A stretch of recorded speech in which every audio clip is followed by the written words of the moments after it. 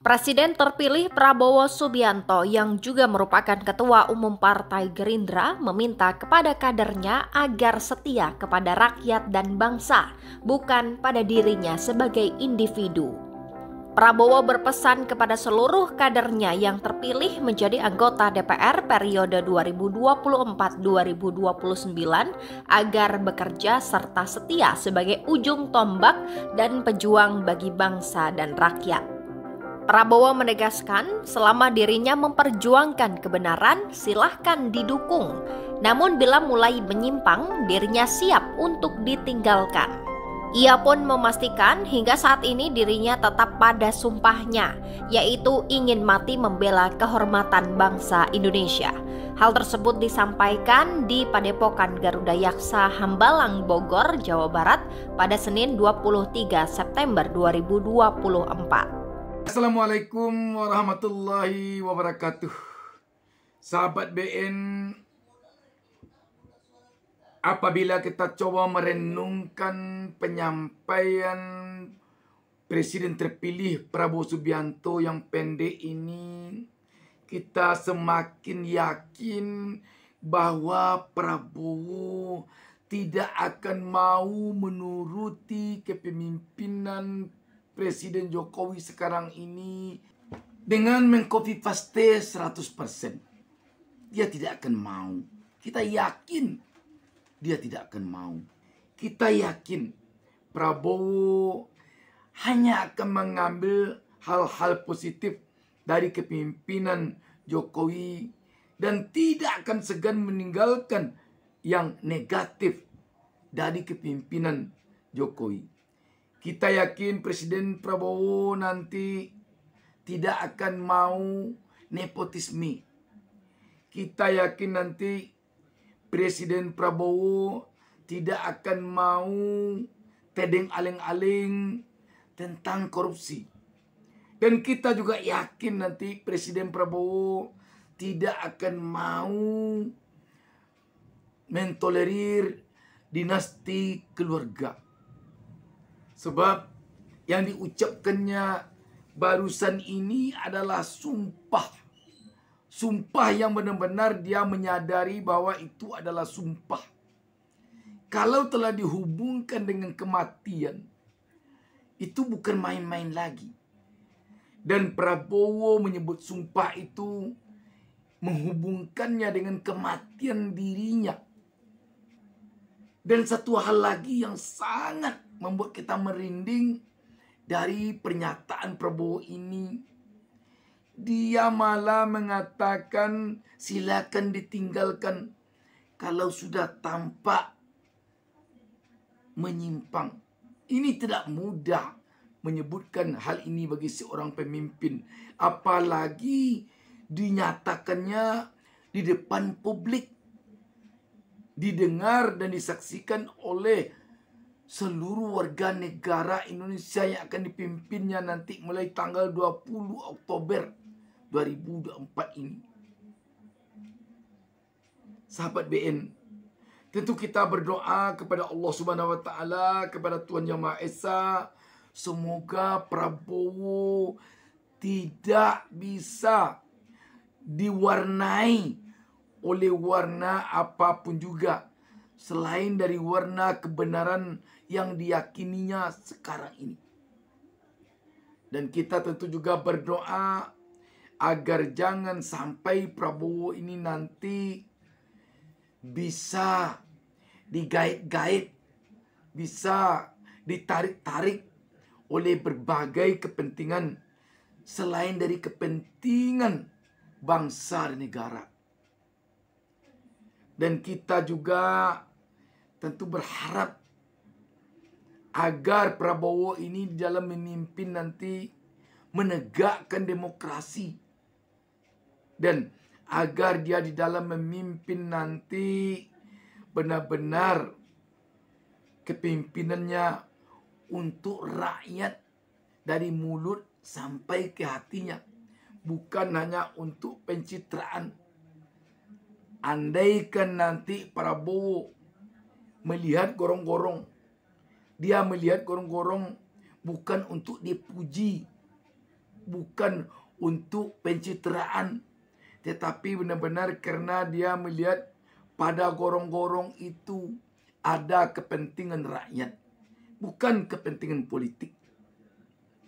Sahabat BN, satu hal yang telah dibuktikan oleh Prabowo tentang apa yang diucapkannya barusan ini, Prabowo melalui Partai Gerindra tidak mau kompromi dengan Jokowi tentang langkah Jokowi membuka keran izin ekspor pasir laut yang heboh sekarang ini. Prabowo melalui Partai Gerindra tidak mau setuju dengan kebijakan pemerintahan Presiden Joko Widodo tentang izin ekspor pasir laut ini. Ini nyata-nyata bahwa Prabowo tidak mau mentolerir langkah Jokowi yang menurutnya tidak banyak manfaatnya untuk rakyat dibandingkan mudaratnya. Sahabat BN, sekali lagi kita tentu berharap Pak Prabowo ini benar-benar menaati sumpahnya. Dan kita harus meyakini bahwa seorang Prabowo yang telah berada di usia sekarang ini, yang tidak lagi dia memikirkan bagaimana anak-anaknya nanti akan jadi pengangguran, bagaimana anaknya tidak ada kerja, bagaimana anaknya tidak mampu berbisnis. Setiap diberikan modal untuk bisnis bangkrut karena ketidakmampuannya berbisnis. Prabowo tidak memikirkan itu lagi. Untuk ekonominya, untuk dirinya dan anak-anaknya, dia sudah selesai. Karena itu, besar harapan kita tentunya kepada Prabowo untuk membangkitkan kembali harkat dan martabat rakyat yang sekarang sedang terpuruk ini, baik secara ekonomi yang sangat menyedihkan sekarang ini, himpitan ekonomi kepada rakyat Republik Indonesia. Demikian juga terhadap nasib demokrasi, nasib hukum. Benar-benar sekarang ini sangat menyedihkan. Dan kita berharap Prabowo bisa mengangkat ini kembali nanti. Sehingga bangsa dan negara Republik Indonesia ini kembali duduk sama rendah, tegak sama tinggi dengan bangsa dan negara lain di dunia. Sahabat BN, sekali lagi, tentu jika Prabowo punya prinsip seperti ini, akan didukung oleh rakyat. Dan juga besar kemungkinan jika memang nyata-nyata Prabowo seperti ini, tak ada salahnya mungkin kalau Anies Baswedan turut menyokong dan mendukung langkah-langkah Prabowo ini. Sebab kita melihat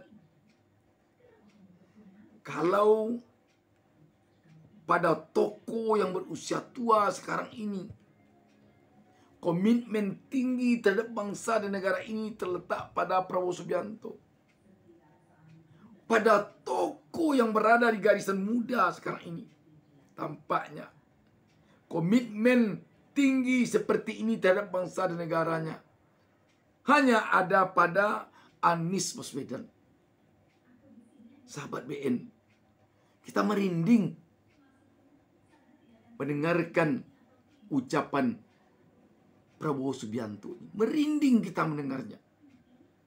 Dan mudah-mudahan kita berharap sumpah setianya kepada bangsa dan negara ini, komitmen tingginya terhadap rakyatnya, terhadap bangsanya, terhadap negaranya ini akan tetap dia pegang teguh selama dia memimpin bangsa dan negara ini nanti. Sehingga dia tidak bisa dipengaruhi oleh oligarki yang hanya menginginkan keuntungan untuk diri pribadinya. Oleh penganut politik busuk yang hanya keinginannya untuk kepentingan politik pribadi dan kelompoknya saja. Sahabat BN, sekali lagi, kita berharap benar-benar Prabowo ini menjadi semacam suluh di tengah malam yang gelap bagi bangsa dan negara ini nanti. Dan tentu kita lebih berharap lagi agar Prabowo tidak mengcopy paste kepemimpinan Jokowi. Tidak mengcopy paste. Walaupun kita tahu sekarang ini ban serapnya, wakilnya adalah anak Jokowi sendiri.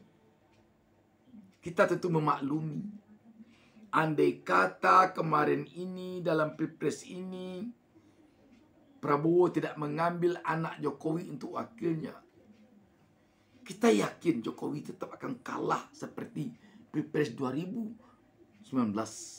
Kita yakin. Kenapa kalah? Semua kita tentu telah memaklumi. Wassalamualaikum warahmatullahi wabarakatuh.